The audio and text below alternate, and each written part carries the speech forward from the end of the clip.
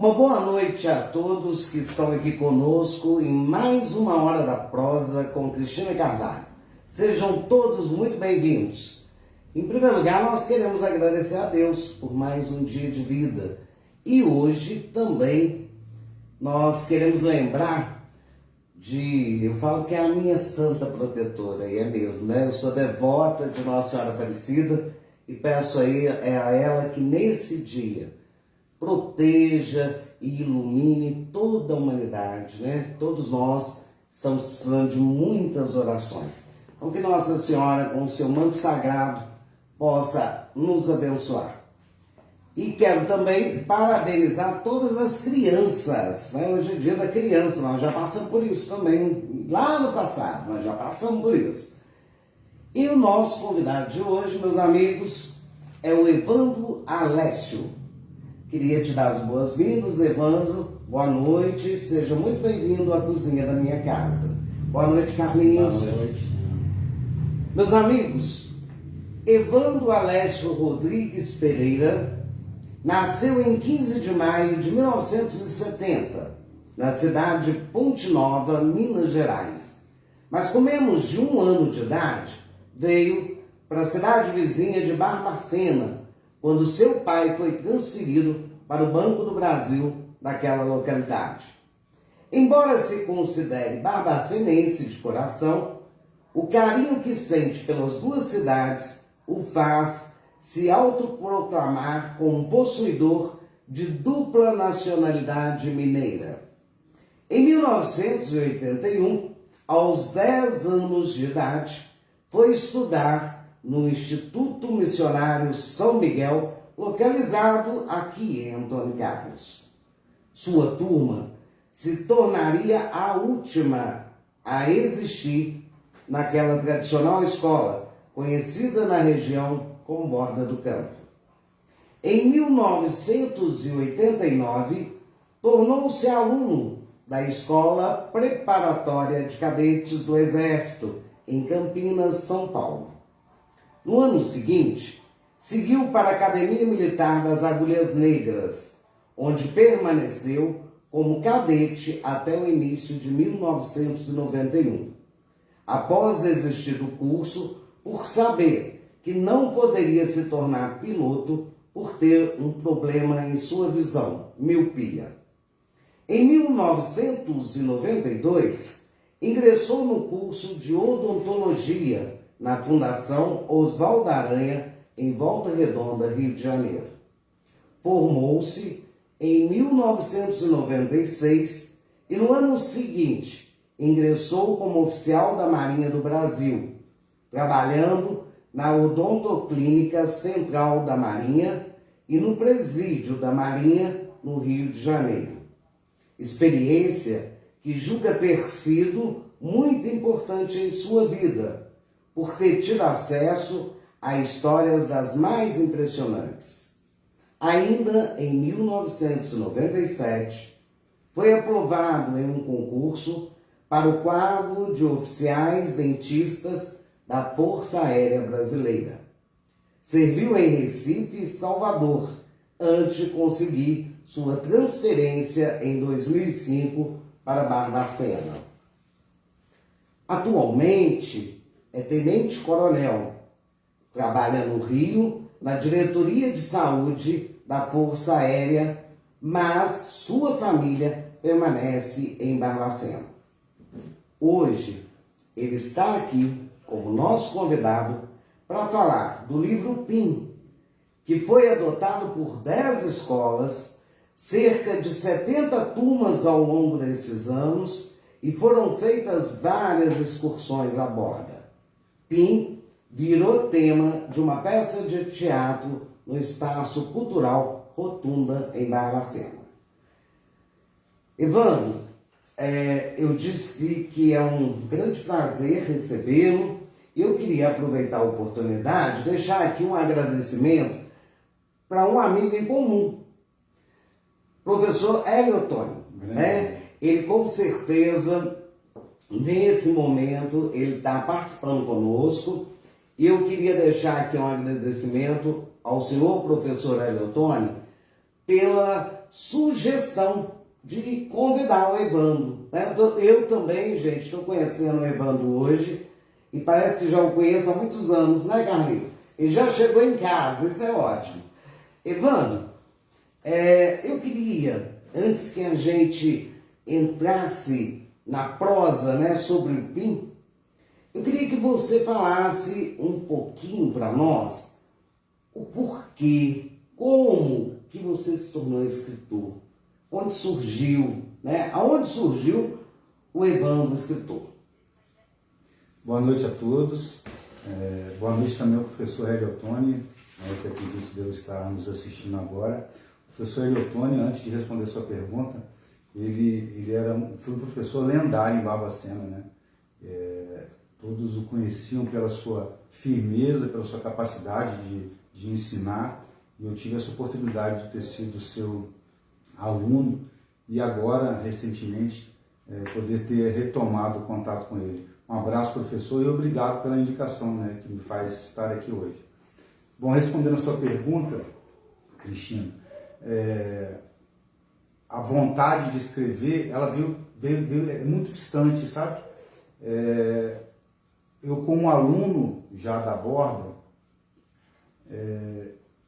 por algumas vezes me passou essa ideia na cabeça de algum dia poder escrever. Só que era muito distante, né? A gente não tinha essa oportunidade que a gente tinha hoje de conhecer os autores. Os autores, eles eram colocados em um pedestal que a gente achava que era inalcançável. E era assim que eu pensava. Tanto é que durante muitos anos eu tive vontade de escrever o romance, né, o primeiro, que foi o meu primeiro romance, que foi o PIN, e eu não tinha muita coragem por achar que era uma coisa realmente muito distante. Quando eu comecei a escrever, quando eu me decidi a escrever o primeiro livro, esse medo, esse receio, essa insegurança de escrever um romance era tão grande que eu escrevi o meu primeiro livro, escrevi sobre uma área técnica, que era uma área de domínio minha, também de domínio minha, que era a nutrição. Embora seja formado em odontologia, uma das minhas pós-graduações é em nutrição, exatamente por eu gostar muito da área, entendeu? Então, meu primeiro livro ele foi muito embasado, ele foi muito técnico. Eu tive peguei uma vasta fonte bibliográfica para poder escrever, para me dar essa segurança de escrever. Depois eu acabei escrevendo um outro livro menor, e aí sim, depois eu me senti mais seguro para poder escrever. Mas foi engraçado como aconteceu assim, a história do primeiro romance, assim, e a história que eu me coloco realmente como escritor. Hoje eu me entendo como escritor por conta dela, que foi a história do PIN. Eu tive um amigo, eu já tinha escrito meus dois primeiros livros, e eu tive uma visita de um amigo lá em casa, né? Também da Força Aérea, hoje Coronel Pedra, um grande amigo que eu tenho lá no Rio de Janeiro. E ele esteve lá em casa me visitando, a gente conversando, e eu falei disso com ele, né, cara? Eu tinha vontade de escrever um romance, mas eu achava a história muito boba, muito simplista, e talvez ninguém fosse gostar de uma história muito simples. As pessoas gostavam mais de histórias mais complexas, enfim. E ele virou para mim e falou assim: Evandro, você já leu O Pequeno Príncipe? Eu falei: não, ainda não li. Cara, pega para ler. O Pequeno Príncipe é uma história super simples, é uma história que todo mundo gostou, todo mundo adora ler. Então, assim, não existe isso se o livro ser muito simples ou ser mais complexo, que ele vai fazer sucesso ou não. E aí eu lembro que nesse mesmo dia, ele passou uma tarde comigo lá em Barbacena, nesse mesmo dia ele foi embora. Quando ele saiu, eu fui na livraria Bernadette. Comprei O Pequeno Príncipe e li naquele mesmo dia, um livro curtinho para se ler. E depois que eu li, eu falei assim: não, dá para escrever também. O livro é simples, é um livro extremamente amável e cativante, né? Como o próprio autor diz, né? A questão da cativação. E aí dali nasceu a ideia de realmente eu me sentir como um escritor escrevendo o PIN, entendeu? Mas a ideia ela surgiu antes, como eu falei lá atrás, lá na Borda, a vontade surgiu antes. Ela só não aconteceu antes também por essa insegurança que eu tinha, entendeu? De poder escrever. Interessante, Evandro, que quando eu li o Pim, eu não sei, eu também associei um pouco ao Pequeno Príncipe. A leitura é leve, né? Ela é gostosa. E assim, você começa lendo, dá vontade de parar, né? É muito interessante. Evandro, com o Pim, quantas obras você já tem? Eu tenho 5 obras. O primeiro, 4 publicadas e uma que eu não consegui publicar. O primeiro livro, como eu falei, é esse aqui, o Inteligência Alimentar, que é um livro sobre alimentação. Na verdade, era para nascer como um livro de receitas, que eu sempre fiz algumas receitas mais sofisticadas, assim, com relação ao uso dessas proteínas de alto valor biológico, muitas fibras, e o pessoal vivia me pedindo muita receita que eu fazia, né? E eu acabei escrevendo um livro para ser um livro de receitas, mas para justificar cada ingrediente na receita, eu tive que acabar fazendo um livro um pouco maior.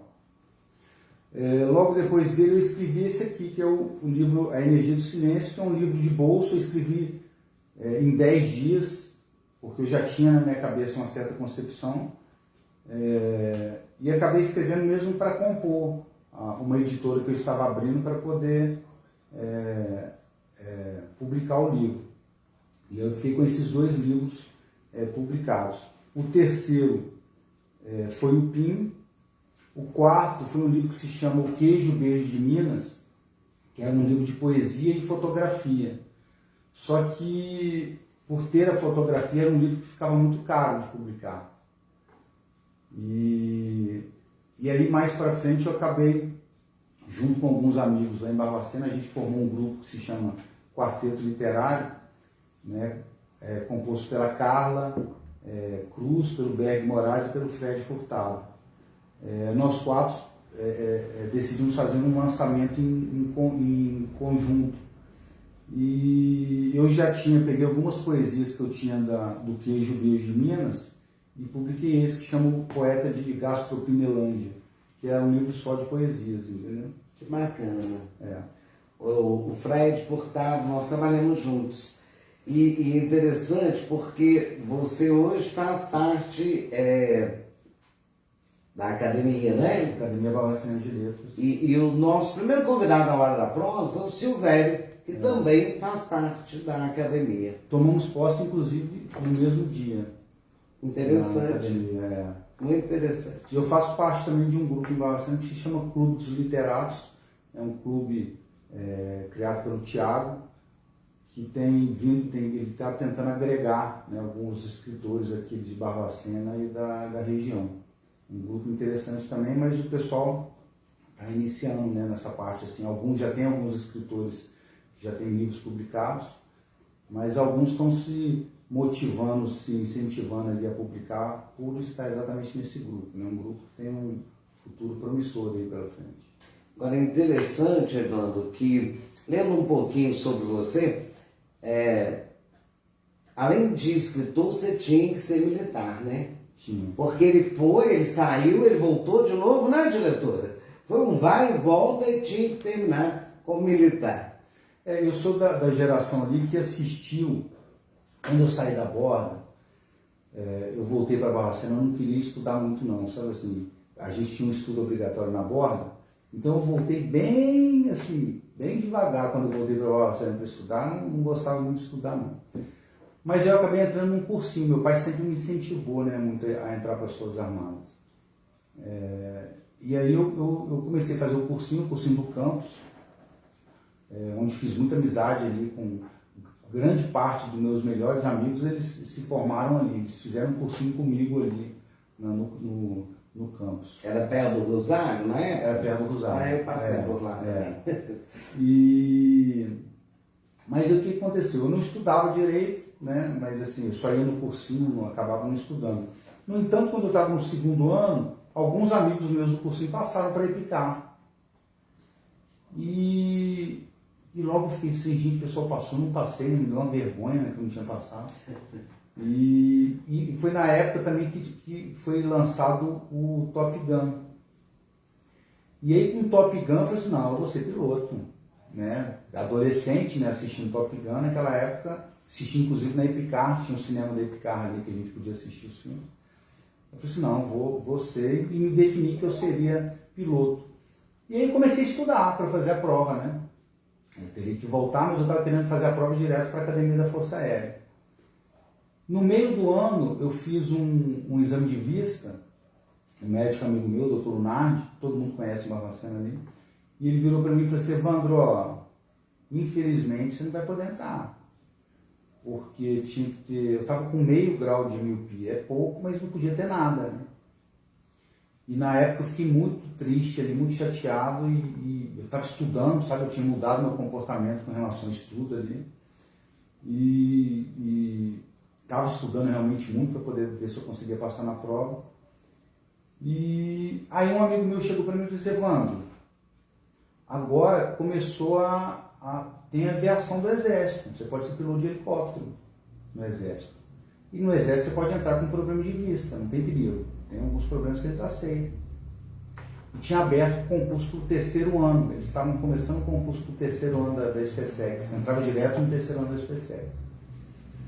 Então eu direcionei para a SpaceX, né? Comecei a fazer um cursinho também para a SpaceX e aula particular também de desenho geométrico e geometria descritiva, que precisava para passar na prova. E aí acabei passando. Só que quando eu entrei em 89 na SpaceX, no terceiro ano, logo em seguida teve uma palestra sobre aviação do Exército.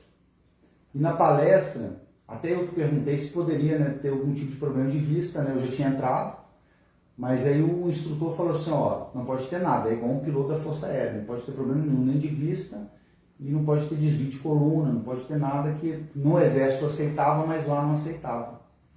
E foi por isso que eu acabei saindo, entendeu? Porque ali eu já vi que o que eu queria, que era ser piloto, eu não conseguiria. E a minha segunda opção sempre foi odontologia. Minha irmã já era dentista, meu pai também falava muito de odontologia. E a minha irmã estava muito empolgada, acabou me motivando muito a fazer. E então eu saí do Exército já com a ideia de entrar para a faculdade, fazer a faculdade e depois entrar para a Marinha, né? E foi o que aconteceu. Eu saí da faculdade, fiz a faculdade de odontologia em Volta Redonda. Eu saí da faculdade e entrei direto para a Marinha. Só que a Marinha, aconteceram duas coisas. Primeiro que na minha formação, a primeira viagem de navio que eu fiz, eu falei assim, não vai dar, né? Porque eu teria que ficar no mínimo um ano. Quando você entra, depois que entra, em algum momento você tem que ficar no mínimo um ano embarcado.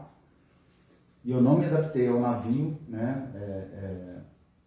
Para poder ficar viajando, embora eu só tenha feito uma viagem de 3 dias. E nesse período foi um momento muito importante da minha vida. A Marinha foi muito boa para mim, para o meu aprendizado, né? Era recém-formado. Mas eu fiquei trabalhando na Odontoclínica Central da Marinha, que é um oásis de odontologia ali no Rio de Janeiro, nas Forças Armadas. Ela tem uma estrutura fenomenal de odontologia, então me ajudou muito trabalhar ali. E eu trabalhei no presídio da Marinha, tem um presídio ali no primeiro distrito naval, e 2 a 3 dias na semana eu atendia no presídio. Como você falou, foi um lugar de muita experiência, que eu tive a oportunidade de conversar com muitos presos, sabe? Conhecer a história de vários deles, e que me ajudou muito, inclusive em formação de personagens dos meus livros. E penso eu que muito jovem, né, você passou por várias experiências, e isso te faz crescer muito rápido também, né? Sim, essa passagem pelas Forças Armadas, né? Depois que eu estava na Marinha, como eu disse, eu me decidi, primeiro pela possibilidade de ficar embarcado, eu vi que eu não me adaptaria.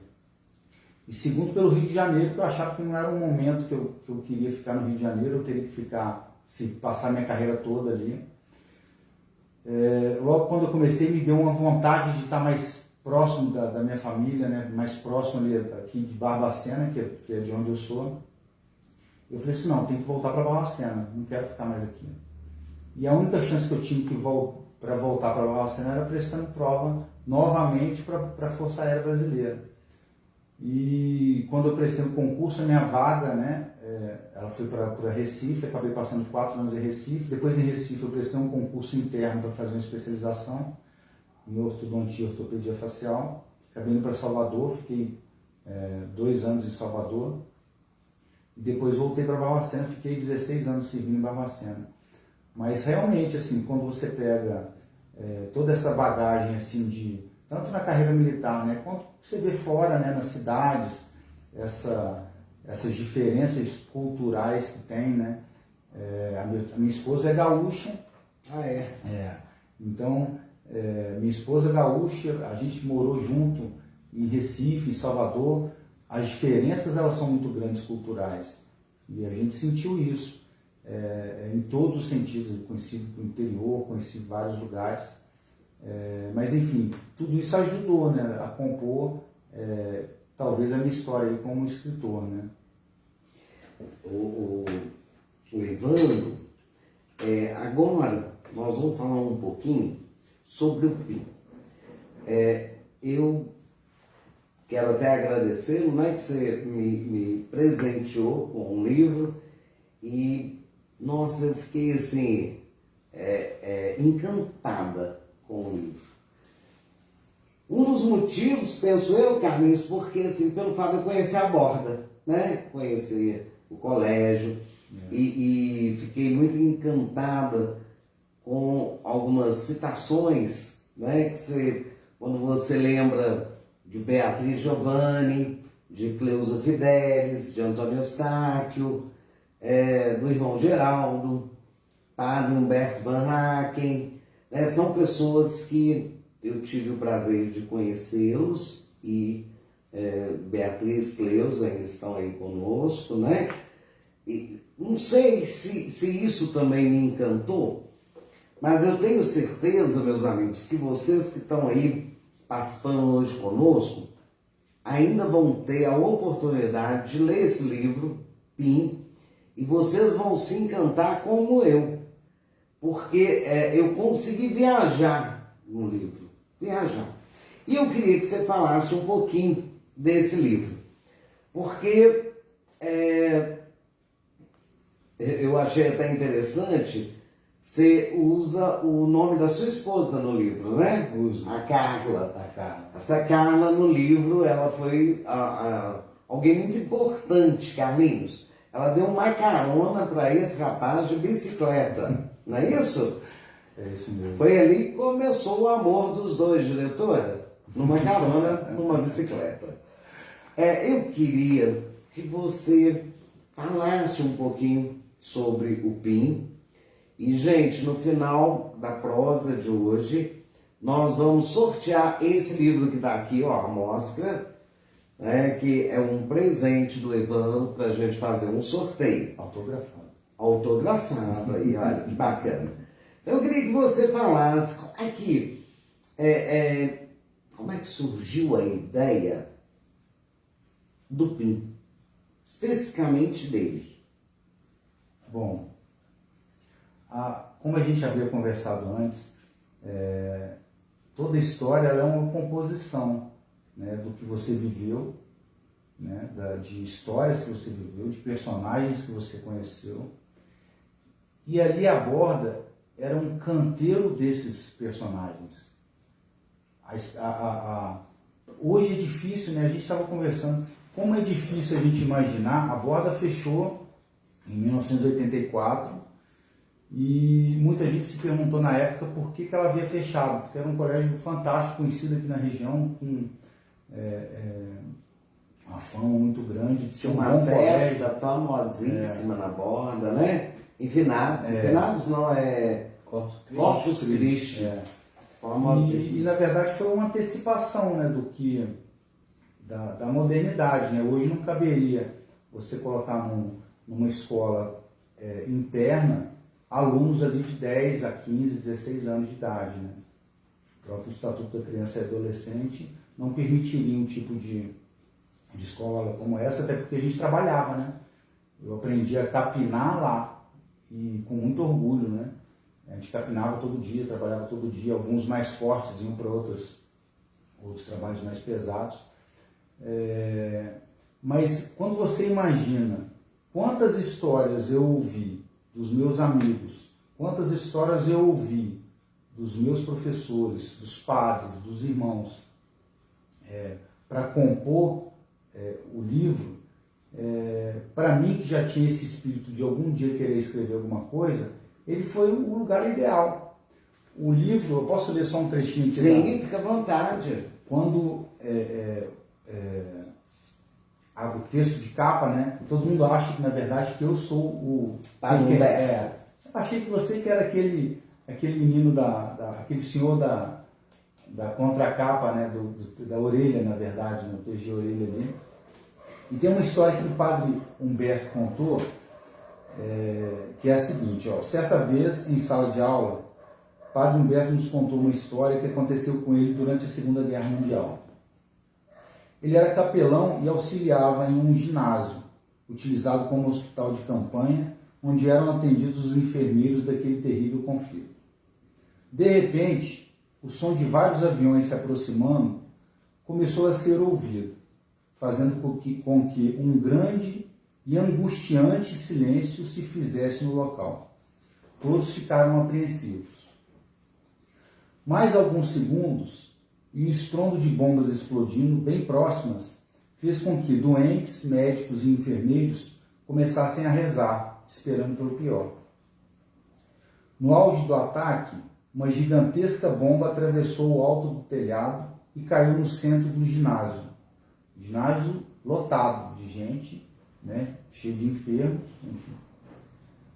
A bomba não explodiu, nem tampouco atingiu algum dos ocupantes do local. Incrédulos, todos se entreolharam, como se quisessem entender as razões de terem suas vidas poupadas naquele momento. E aí eu coloco, né, que acho que milagres realmente acontecem, né? Acontecem. E por histórias como essa, que eu coloco muitas no PIN, que eu acho que foi plantado em mim, ô Cristina, um ambiente para eu poder extravasar com essas histórias, entendeu? Hoje, quando eu imagino e coloco essas histórias no papel, é como se eu desse a oportunidade para outras pessoas para poderem viver o que eu vivi ou sentir o que eu senti. E talvez seja isso, né? Não sei se eu respondi a sua pergunta, mas... Respondeu sim.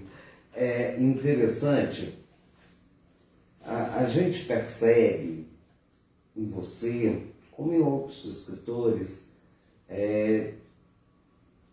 o coração. Vocês usam muito o coração para suas histórias. Porque existe aquele escritor que ele escreve e coloca ali no papel que ele imagina, mas de uma forma às vezes muito técnica, né? Agrada a um público, mas assim, começa a ler, daqui a um tempo você lê de novo, não termina. O seu livro não. Desde o início ao fim, eu percebo que você deixou o coração falar mais alto. Porque a gente se envolve. No final, Carlinhos, depois você vai ter o prazer de ler, a impressão que eu tive, que eu comecei a fazer parte da história. Que eu queria ver tudo. Você começa a ver tudo e você consegue visualizar o que você colocou no livro. Por exemplo, quando você fala de um homem de branco, eu vi esse cara de branco várias vezes, né? É interessante. Para mim, é quando o escritor realmente coloca ali o coração e a alma dele. Talvez esse coração, Cristina, ele tenha vindo realmente com muita força. A gente na conversa anterior aqui, a gente batendo papo aqui, eu te falei que boa parte do livro eu escrevi chorando. Então assim, eu colocava música, eu gosto muito de escrever com música, né? Principalmente algumas cenas, eu acho que a música ela te ajuda a colocar numa frequência ali que para você escrever, uma frequência cerebral mesmo, física mesmo, sabe? de você, física que eu digo da matéria física, né? Que você coloca o cérebro ali na frequência que você quer. Então eu tento usar muito esse artifício de colocar a música para poder me ajudar nisso. Em especial, nesse livro em especial, eu escutei muito aquela música do Último dos Moicanos. Você lembra dessa música? Sim, sim, ela é linda. É linda, né? É. Então assim, ela me ajudava. Então ela ficava repetindo. Tadinha da Carla, né? A Carla ficava do meu lado ali, ela ficava aquela música ali repetindo. E às vezes eu não queria chorar, às vezes na Ela frente. torcendo pra você acabar de escrever o livro, né? Pra não ter que ouvir mais a música. Inclusive, ela via escrito PIN, ela achava que eu tinha colocado um código, né?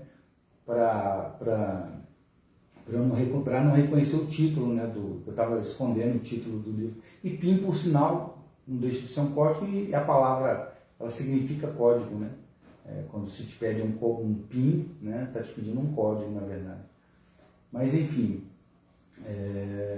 Então, eu realmente coloquei o coração. E eu terminei recentemente um outro livro, que é um livro muito mais longo, né? O PIN está com 49 mil palavras. Esse eu não consegui fazer menor, até tentei cortar muitas palavras, mas ele está com 136 mil palavras.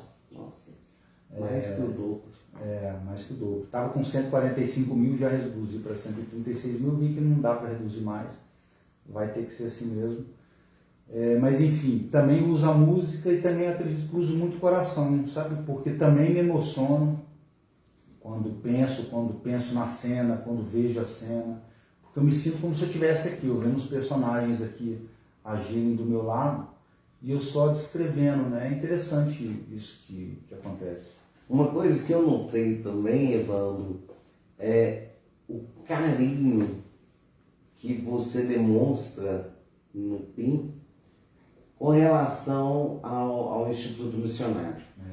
O tempo todo, você fala com muito carinho dos padres, dos irmãos, dos professores, dos seus colegas. Você deixa muito claro que foi uma época muito gostosa da sua vida. Foi muito importante. Cristina, foi muito marcante.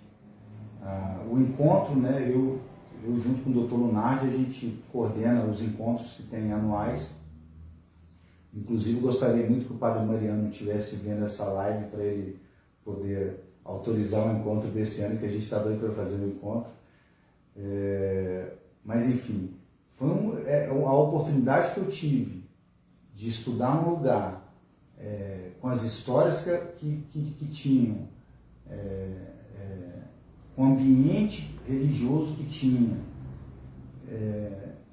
É difícil descrever. Muita gente, quando eu tenho meus amigos mais recentes, por assim dizer, quando eu falo que eu estudei num seminário, eu falo, cara, como é que pode?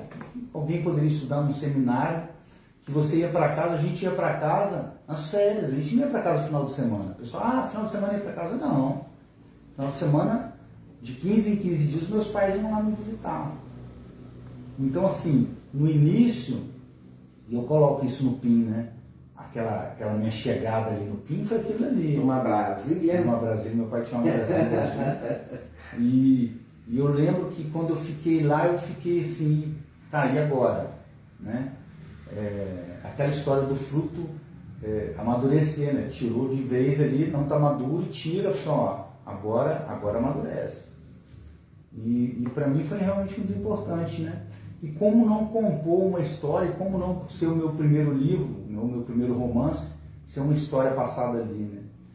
Então, assim, eu me sinto muito privilegiado. Um dos primeiros milagres que eu tive noção, milagres acontecem na nossa vida o tempo todo, né? Com certeza. Mas, e às vezes a gente não se dá conta desses milagres. Mas um dos primeiros milagres que eu me dei conta do que era um milagre, ele aconteceu ali dentro comigo.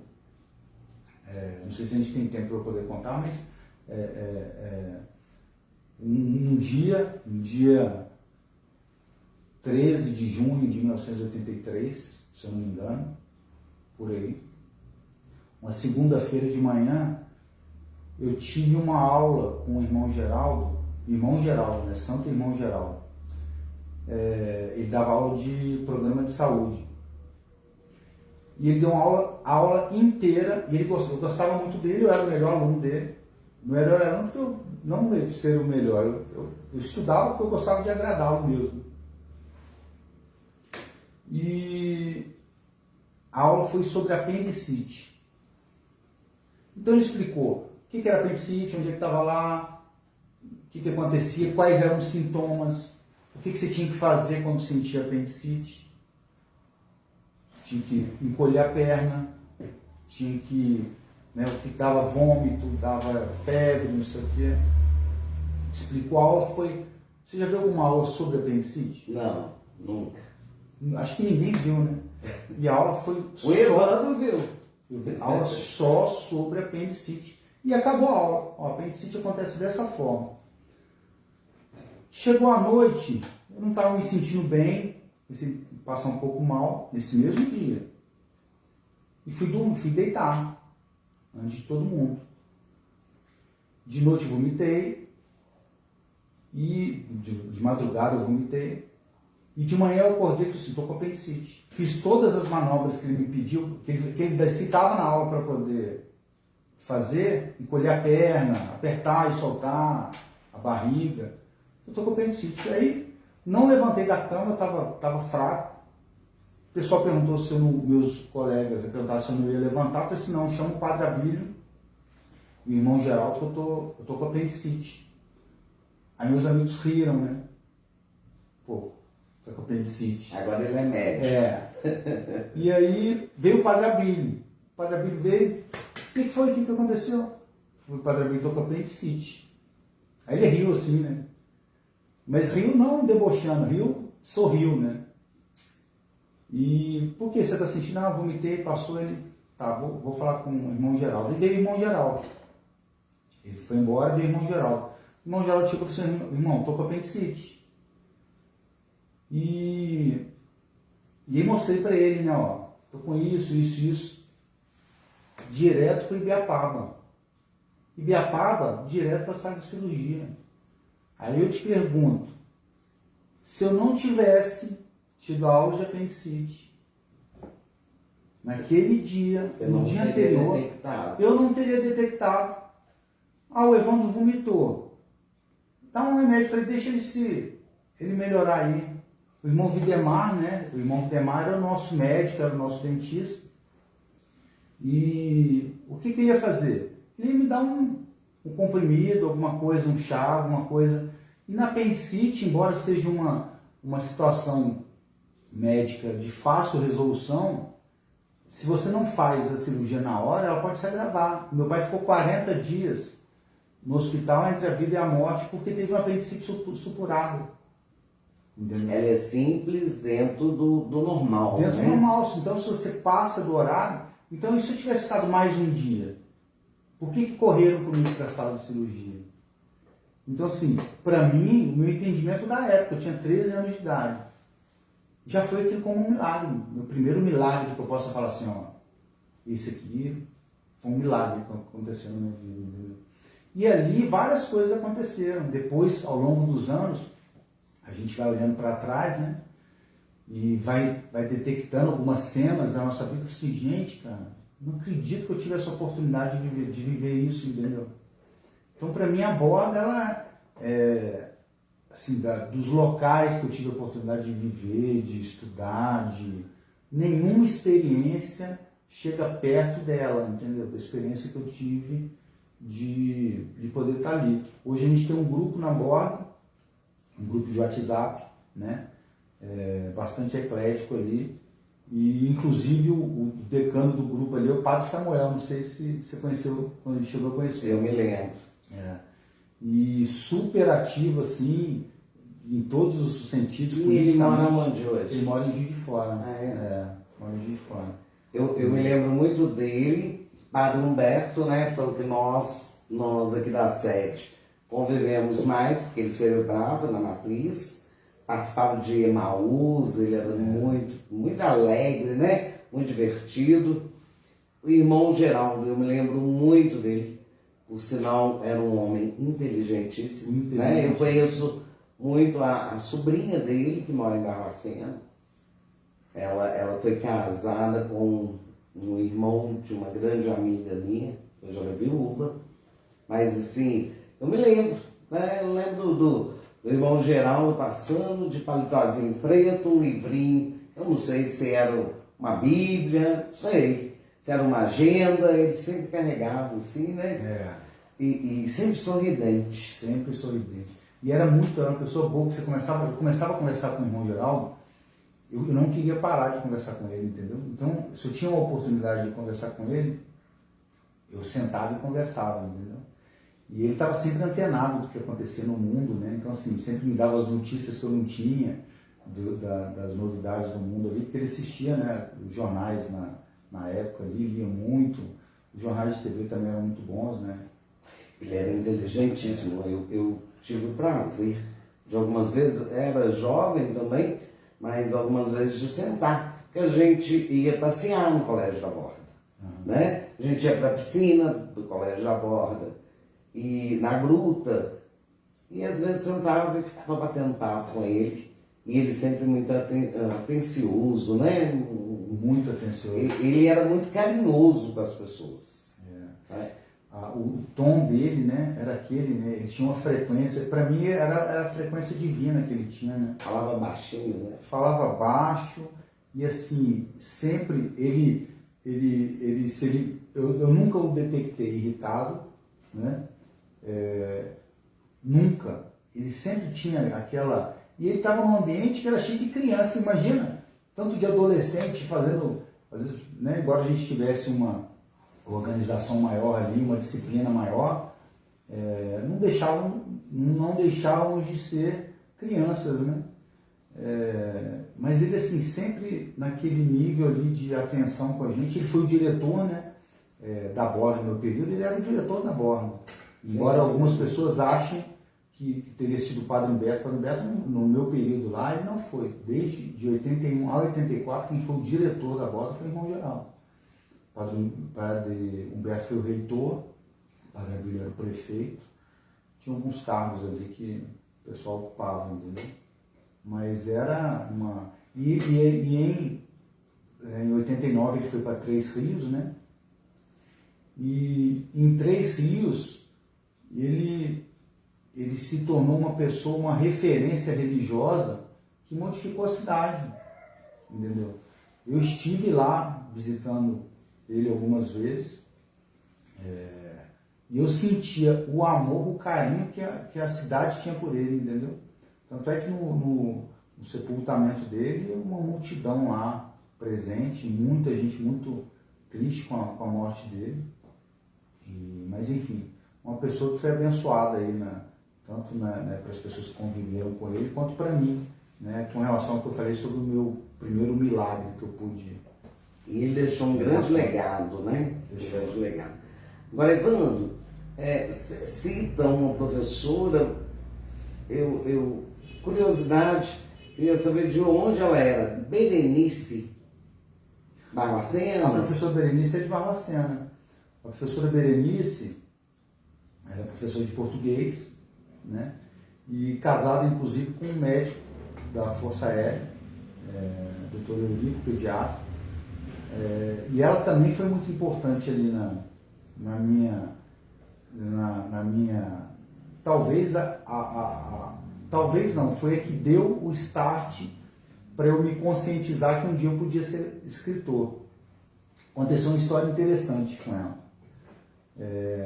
Logo na quinta série, ela nos pediu quando a gente começou o curso, né? E a gente começou a pedir uma redação para todo mundo. E o título da redação era A Lua. E aí eu estava, né? Era para entregar a redação, não era para o dia, não era para a hora da aula. Né? E eu fiquei de noite, eu não consegui escrever, eu tinha escrito 3 linhas da redação, não sei, não lembro. E aí chegou um amigo meu, Vanderlei, que era da 7ª série. E o Vanderlei chegou, viu que eu estava preocupado, né, que eu não conseguia escrever a Lua, o que eu vou falar sobre a Lua, né? O Vanderlei sentou comigo e foi escrevendo, isso. Então, ele, embora tentasse me direcionar, a redação foi dele. Ele escreveu a redação inteira, né? Não escreveu, eu escrevi, mas assim, com as dicas dele. E aí no dia seguinte eu entreguei a redação, esqueci da redação, né? Na outra aula, depois da entrega da redação, a professora Berenice chegou e falou assim, quem é Evandro? Estava bem no início do curso, né? Aí eu falei assim, sou eu. Ela disse, a sua redação, que redação linda que você escreveu. Ô Cristina, aquilo me deu uma vergonha, que eu não sabia onde enfiava a cara. Porque não tinha sido eu. Eu tinha... Você acabou sendo um ditado, né? Ele ditava e você escrevia. E eu falei assim, meu Deus, eu estava morrendo de vergonha. Eu fiquei morrendo de vergonha, ela começou a me elogiar. Ela leu minha redação na frente. E ela virou para mim e falou assim, foi você mesmo que escreveu essa redação? Eu não consegui falar, porque eu estava com vergonha e com medo. Eu estava com medo de ser expulso da borda. Mas eu ia falar, né? Aí um amigo meu, o Reginaldo, levantou a mão. Eu vi ele escrevendo, foi ele sim. Aí eu falei assim, gente... Aí, moral da história, aquilo me fez muito mal, sabe? Porque eu fiquei com a mentira engasgada na minha boca, eu não conseguia falar, né? Não conseguia, não tive coragem de falar que não era eu, e teve um amigo meu que chegou e falou que... Recebeu elogios que teriam sido de outra Aí o que pessoa, aconteceu? Ela pediu outra redação. Nessa outra redação, eu fiz a redação sozinho, mas eu passei um tempo me dedicando àquela redação que você não imagina. Eu saí quando eu terminei o trabalho, o pessoal às vezes ia jogar bola, eu passei uns 3 dias voltando antes para coisa para poder escrever a redação. Eu escrevi a redação e ela chegou na sala de aula, quando a gente tinha que entregar, falou assim, vou sortear um número da redação, um número do aluno para eu ler a redação. Ela, número 5, era eu, né? E aí ela leu a redação, pegou minha redação assim, de primeira leu a redação, e adorou a redação. Falei assim, essa foi eu que fiz, né? E aí eu passei a virar referência. Como é que é engraçado, né? Você vira referência, você quer sempre mostrar o melhor. E acabou que eu passei um ano inteiro fazendo, segundo ela, excelentes redações. E aí aconteceu uma coisa interessante, que talvez tenha me ajudado bastante. Na formatura daquele ano da 8ª série, meus pais foram. Eu estava terminando a 5ª série, e eu lembro que ela estava lá atrás, né? Meus pais estavam aqui na frente, ela estava lá atrás na hora da igreja, da missa, né? Da formatura. E na hora que acabou a missa, ela veio lá de trás e veio falar com meus pais. E falou assim, os senhores que são os pais do Evandro? Aí na hora me deu um frio, né? Eu falei assim, ela descobriu aquela primeira redação, né? Vai falar. Mas não era, ela virou e falou assim, eu estou impressionado com o filho de vocês. Ele é um excelente compositor. Escreve bem. Aí teceu vários elogios, né? Eu fiquei né, também aliviado, porque eu sabia que 90%, né, 95% tinha sido eu que fiz. Né? As últimas redações tinham sido eu que tinha feito. Só aquela primeira que não tinha sido feita, entendeu? Então tem essa história interessante que eu gosto de contar. E essa motivação que ela me dava, né, de me acompanhar, ela me acompanhava o tempo todo nas minhas redações, entendeu? Então isso também me ajudou a gostar do português, a gostar de escrever, a me sentir bem escrevendo, entendeu? Então ela foi um start ali que me ajudou muito nisso, e eu, dentro do possível, em alguns livros, já fiz essa homenagem a ela aí sobre esse assunto. A gente percebe a importância que ela teve para você no livro. Evandro, nossa prosa está muito boa, mas nosso tempo também está ficando curto. Eu queria que você resumisse para as pessoas que estão nos ouvindo o PIN. Você consegue fazer assim um resumo, uma coisa rápida? O resumo ele é complicado, né? Porque o resumo eu deveria chegar de repente até o final e não dá para chegar, né? A gente tem que deixar. Mas eu vou deixar uma expectativa, né? Eu só leio. Mas a história do PIN é o seguinte: ela também surge por um caso de abandono. E eu na minha família eu tenho duas situações que eu inclusive coloco no livro e que eu, de certa forma, eu considero como um abandono, e eu cito isso. O abandono de crianças, ele sempre me incomodou muito. Imagina agora, né? Eu tenho um filho pequeno de 5 anos, né? Então, hoje mais ainda. Mas o meu pai tem uma história interessante, triste, né? Mas interessante. Quando ele tinha 6 anos de idade, a mãe dele foi embora de casa. E ele com os 2 irmãos, minha tia Cidinha e meu tio Dirceu, ficaram morando com o meu avô. Só que quando o meu pai tinha 10 anos, meu avô morreu. Então cada um teve que ir morar num lugar, entendeu? E para mim, sempre soou isso como um certo abandono. Não um abandono, só o abandono da mãe, mas o abandono na vida, né? Porque você ficar sem, imagina uma criança de 10 anos sem pai, sem mãe, é muito triste, né? E minha mãe, ela também de certa forma, e eu também de certa forma acreditei muito ou entendi muito como um certo abandono que ela teve, foi que aos 17 anos ela perdeu a mãe. E isso marcou muito a vida dela também. Então a história do Pinho, logicamente tem todo um contexto que o leitor tem que descobrir do livro Pinho, que é uma história de solidariedade e que tem como pano de fundo para o personagem principal essa angústia com o abandono, entendeu? E o segundo mote, o segundo motivo, o segundo assunto que eu tento abordar é que, como eu digo na capa, né, nem tudo que a gente acredita é do jeito que realmente é. Então, que a gente tem que realmente abrir os olhos, que nem tudo que a gente está vendo de uma forma é aquilo que está acontecendo.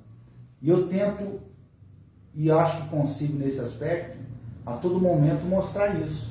E se você pegar alguns personagens do livro, você vai ver que muito do que você inicialmente vê, quando chega no final, você vê que não é aquilo que você está vendo, não é aquilo que realmente é, né?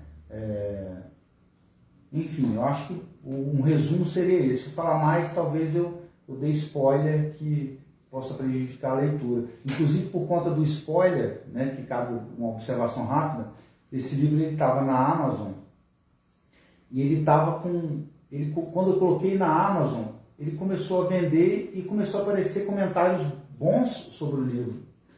E eu comecei a gostar, mas de repente apareceram 2 comentários que contavam o final do livro. Aí eu entrei em contato com a Amazon, né, mandei um e-mail e falei assim, o livro está com uns comentários bons, tem 2 comentários lá que deram 5 estrelas no livro, mas eles estão contando o final do livro. Então vocês têm que tirar esses comentários, porque eles estão me atrapalhando. A pessoa não lê, né? A pessoa não vai ler. E aí eles me retornaram o e-mail falando assim, a gente não tem nenhuma política contra spoiler. E eu tive que tirar da Amazon, entendeu? Então ele não está mais lá para ser vendido. Bem, e agora nós vamos sortear o livro que você trouxe, né? Gente, nós vamos sortear esse livro, que é um presente, né, do Evandro, para quem escrever nesse momento, viu, diretora? O nome do autor. Eu falei o nome do autor aqui o tempo todo. Eu acredito que alguém tenha gravado. Hein? Nome completo do autor. Eu falei no início da hora da prosa. Você acompanha aí, diretora, e vamos ver se alguém coloca. Enquanto isso, Evandro, quero só fazer uma propaganda aqui da farmácia bem popular no Brasil. É a farmácia do meu sobrinho, sabe, Evandro? Ele abriu uma farmácia aqui em Antônio Carlos e eles estão fazendo o disque entrega através do telefone 998165517 ou 34590911. Quem ainda não conhece a farmácia, vai lá. procura minha cunhada, chora bastante, né? Pede bastante desconto, né, Carlinhos? Ela vai lá para isso. Então, vamos lá conhecer a farmácia. E eu quero também pedir a vocês desculpas, porque a semana passada aconteceu um fato que nós nem sabemos explicar. Semana passada, Evandro, nós tivemos aqui na Hora da Prosa um amigo, ele é fisioterapeuta, e assim que terminou a Hora da Prosa, graças a Deus a diretora enviou logo em seguida para o YouTube, o nosso canal, mas a Hora da Prosa desapareceu do Facebook. Teve algum problema no O Facebook? estava passando por muitos problemas, né? Muitos problemas. E desapareceu, sabe? Semana passada desapareceu. Então, hoje é a nossa 20ª Hora da Prosa e a 19ª desapareceu, gente. Mas o Carlinhos fez o favor de compartilhar no YouTube e nós jogamos novamente no Facebook. O que nós perdemos? Os comentários. São bacanas, então nós não conseguimos recuperar. Cristina, inclusive o Facebook está sendo processado, no mundo inteiro desapareceu coisas, porque tem empresas que pagam, né, o perfil, ali a página, e eles vão ter que dar conta do que desapareceu. E eu não sei como é que vai acontecer. A nossa é na xepa, né, de graça, então... Mas nós ficamos chateados pelos comentários que são bacanas, né? Mas o que nós podemos fazer, né, gente? Como diz o Carlinhos, a gente só pega carona, né? E, aproveitando a oportunidade, quero pedir a vocês que nos ajudem lá no nosso canal no YouTube. O canal é Hora da Prosa com Cristina Carvalho. Vá lá, dê um like, deixe um comentário, se inscreve, né, Carlinhos? Que é uma das coisas mais importantes. Se inscrever para nos ajudar a levar a informação a mais pessoas.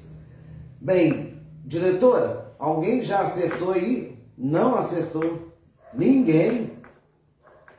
Então vamos fazer. Se a pessoa conseguir pelo menos uma parte do nome, não é possível. Pelo menos o nome e sobrenome. Não precisa ser completo. Ô Ivan, enquanto a gente aguarda um pouquinho, eu queria que você falasse para quem está participando conosco onde adquirir os seus livros. Onde e como, né, adquirir. As últimas vendas que foram feitas diretamente para as escolas, né? As escolas entram em contato, e eu havia feito as edições diretamente para as escolas. O meu site está ficando pronto, um site meu mesmo, e ali vai ter um link de compra. Daqui a 2 semanas ele deve estar pronto, esse site. Então, a forma mais rápida de poder comprar vai ser por ali. E você já EvandroAlessio.com. Aí, olha, ele acaba de dar... ele acaba de dar a dica. Ô, diretora? Tivemos? Vou te mandar. Manda aí pro Carlinhos, por favor. Que coisa boa, né? Ainda bem que foi antes, o Evandro, você falar. Você acabou dando o resultado para nós. Vamos só aguardar para ver o nome da pessoa, por favor.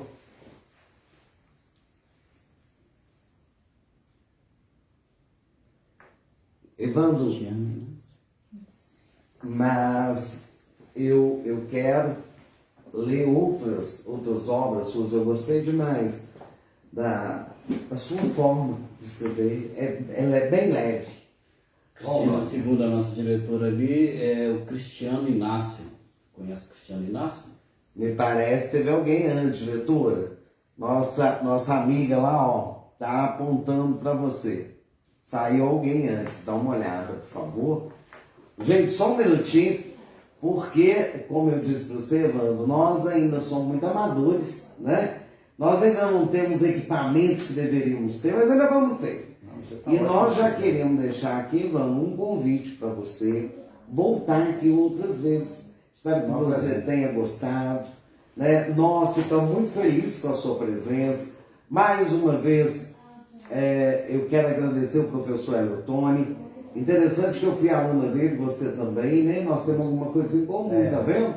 O pouco de português que eu aprendi foi com o professor Hélio Tony. Muito do português que eu aprendi foi com ele. Então, ele realmente foi uma figura marcante ali na minha vida. E agradeço muito, né? Foi através da maquininha, da Vivian, né? A gente conhece no meio militar o nome dela de A Vivian já esteve aqui conosco também na hora da prosa. E ela que me conseguiu para mim o telefone dele, ela é sobrinha dele, né? Sim, é casada com o sobrinho dele. E muito amiga minha, ela que também conseguiu o seu telefone para ele entrar em contato com você. Porque ele sugeriu, eu a procurei para que ela o encontrasse. Né? E a gente acaba no mesmo círculo, você já percebeu? A vida é um círculo. Com certeza. A gente acaba conhecendo o fulano, que é amigo do ciclano, e quando você vê, está todo mundo em casa. É muito interessante a vida, né? Bacana isso. E a Vivian, ela também já esteve aqui na hora da prosa. Ela participou da 3ª ou 4ª, né, Carlinhos? Isso. No dia ela veio falar sobre disfagia, um tema muito interessante. Muito interessante. E nós queremos, se Deus quiser e Ele quer, o ano que vem, nós queremos que todos vocês que passaram por aqui esse ano, que retornem. Saiu aí agora, diretora? Vamos ver quem teve o privilégio de ganhar o PIN. Johnny Dias. Meu amigo Johnny Dias. O Johnny é um primeiro psicólogo e já passou por aqui também, o Evandro, pela hora da prosa. Johnny, esse livro é seu, né? O Evandro vai autografar, por favor. Com certeza. E nós, amanhã, vamos levar aí na sua casa. Viu, Johnny? Amanhã você está recebendo em mãos o livro PIN, que é uma cortesia do Evandro, que o tempo todo eu falei Evandro, né? Mas na realidade, gente, tenente, coronel, né? E doutor. Então assim, Evandro, muito obrigada pela sua participação. Foi um grande prazer conhecê-lo e a porta da minha casa e a hora da prosa vai estar sempre aberta para você. Cristiano, eu que agradeço você, o Carlinhos aí. Agradeço a todos vocês aí pela presença, por estarem aí nos assistindo. O tempo é muito precioso nosso, né? E quando alguém se dedica a ler um dos nossos livros, imagina quantas horas a pessoa passa ali para poder ler um dos nossos livros. Quando ela se dedica a assistir um programa seu como o seu, olha o tempo que ela tá direcionando para isso. A gente tem que valorizar muito, né, as pessoas que nos dão esse apoio. Então agradeço a cada um que destinou seu tempo para poder me ouvir, poder ouvir a Cristina aqui. E vou estar sempre à disposição. Sempre que quiser, pode me chamar que eu vou ouvir com o maior prazer. Muito obrigada. Carlinhos, quer falar alguma coisa? Gente, infelizmente, o tempo passa rápido, né? A gente poderia ficar aqui uma noite inteira falando com o Evandro. Ou melhor, proseando com o Evandro. Mas, meus amigos, obrigada por terem participado conosco hoje. E até terça-feira que vem, se Deus quiser e Ele quer, na próxima Hora da Prosa, com Cristina Carvalho. E que Nossa Senhora Aparecida abençoe cada um de nós. Fiquem com Deus.